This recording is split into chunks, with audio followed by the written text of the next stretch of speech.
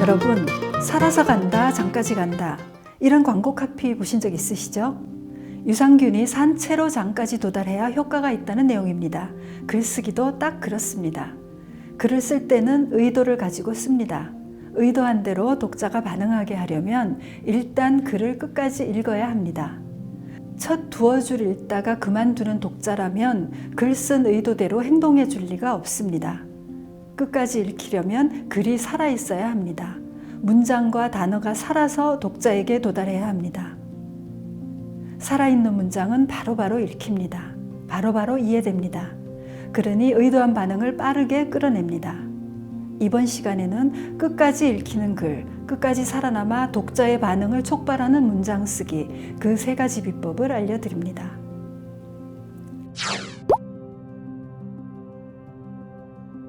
살아있는 글쓰기 1조 1항은 명료하게 쓰는 것입니다. 요즘에는 자극적이고 재미난 게 너무 많습니다. 읽을 거리도 차고 넘칩니다. 이런 요즘에는 진득하게 글 한 편 읽기가 쉽지 않습니다. 어쩌다 읽는다 쳐도 좀 이상하거나 읽기가 불편하면 바로 그만둡니다. 계속 읽어야 할 이유나 의무가 없거든요. 특히 요즘처럼 스마트폰으로 글을 읽는 독자들은 복잡한 문장은 질색입니다. 읽히지 않는 글은 죽은 글입니다. 죽은 글은 독이 될 뿐입니다. 그래서 살아있는 글을 쓰려면 첫째도 명료하게, 둘째도 명료하게입니다. 독자들은 급합니다. 무슨 말을 하는지 빨리 바로 알고 싶어 합니다. 독자들은 여러분의 글에 0.1초밖에 기회를 주지 않습니다. 독자가 0.1초 만에 반응하는 글을 쓰려면 먼저 주목하게 만들어야 합니다. 지금 문장 하나 보고 계신데요. 이 문장에서 독자가 알고 싶어 할 핵심을 볼까요? 돈이 되는 글쓰기 능력이 콘텐츠를 만들어 파는 생산수단이라 요긴하다는 것입니다. 이 핵심을 앞세워 고쳐 써볼까요?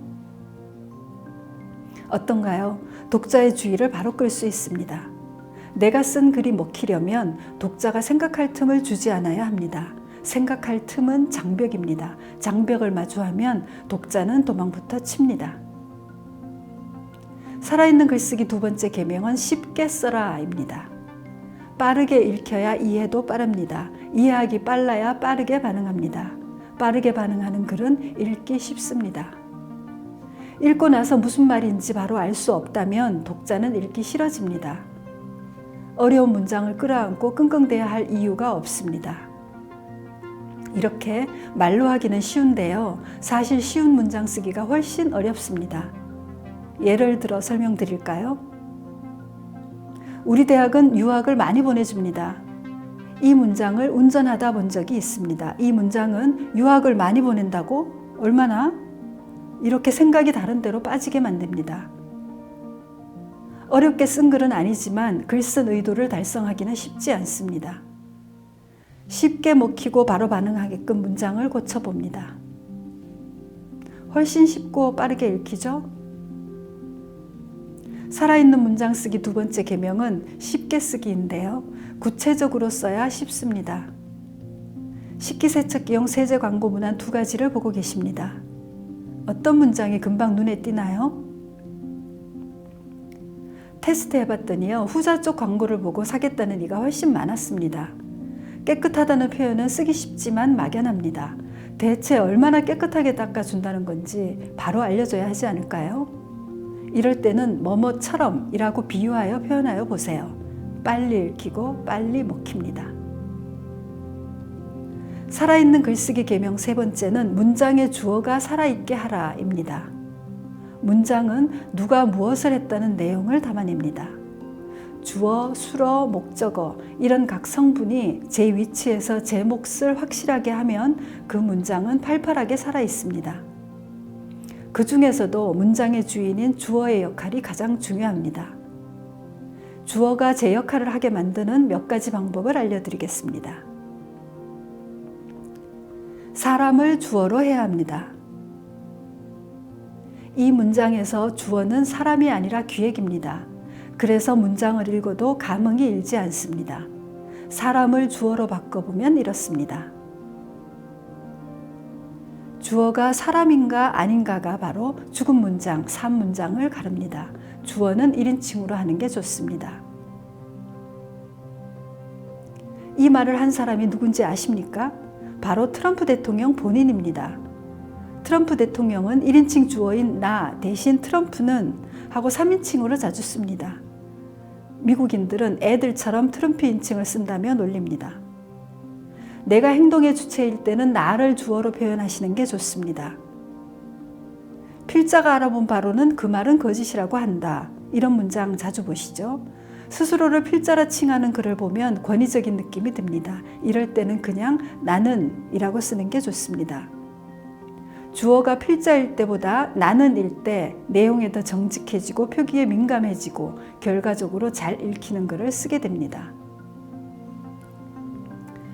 주어를 활용한 살아있는 글쓰기 마지막 비법을 알려드립니다. 주어를 독자로 바꿔보십시오. 글쓰니 나가 차지한 주어 자리에 독자를 놓으면 기적이 일어납니다. 나는 잘 쓰고 싶다. 이 문장의 주어 자리에 독자를 놓아볼까요? 독자가 잘 읽게 쓰고 싶다. 같은 내용이지만 뉘앙스는 전혀 다릅니다. 이렇게 쓰고 나면 나는 그냥 쓰는 것이 아니라 독자가 잘 읽어줄 글을 쓰게 됩니다. 고쳐 쓴 문장은 판매자, 쓰는 사람 중심이죠. 주어를 사는 사람, 읽는 사람으로 바꾸면 독자가 딴청을 하지 못합니다. 자꾸 고객님, 고객님 하고 부르는 것과 같습니다. 살아있는 문장 쓰기 비법을 몇 가지 알려드렸는데요. 사실 문장을 잘 쓰려면 규칙을 배우는 것으로는 불가능합니다. 왜냐하면 경우의 수가 너무 많아서 일일이 배울 수가 없고 배워지지도 않습니다. 사례를 통해서 배워야만 합니다. 언어 전문가들도 쓰기에 대한 개별적인 공부는 쓰기에 별 도움이 되지 않는다고 합니다. 쓰기를 잘하는 방법은 읽기가 유일하다면서 무조건 많이 읽어야 한다고들 합니다. 제가 글쓰기를 지도해 보니까요, 이 말에 전적으로 공감합니다.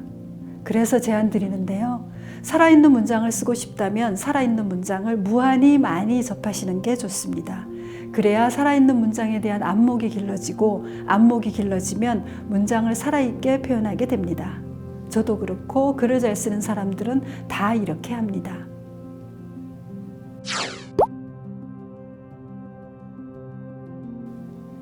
시카고 대학 페니 베이커 교수는 언어분석 심리학자입니다. 2004년 미국 대통령 선거에서 대통령과 부통령 후보로 나온 4명의 말을 분석했습니다. 그랬더니 나라는 말을 많이 쓸수록 사람들은 그 후보를 더 진정성 있게 느꼈다고 합니다. 잘못 쓴 주어도 문제지만요. 주어가 없는 문장도 마찬가지입니다. 우리는 사람인 독자뿐 아니라 인공지능과도 일하는 시대에 살고 있죠. 이럴 때 죽은 문장을 쓰면 치명적인 결함이 됩니다. 인공지능이 일을 하게 하려면 명확하게 업무 지시를 해야 하는데요. 인공지능은 주어가 빠진 문장을 알아들을 수 없기 때문입니다. 인공지능은 주어 없는 문장을 해독조차 하지 못합니다. 주어를 챙겨 문장이 살아있게 만드는 노력은 이력서나 자기소개서를 채점하는 인공지능에게도 아주 잘 통합니다. 사람이든 인공지능이든 내 글을 읽는 독자들과 잘 통하고 싶다면요. 주어에 집중해서 살아있는 문장 쓰기 연습을 꼭 해보시기 바랍니다.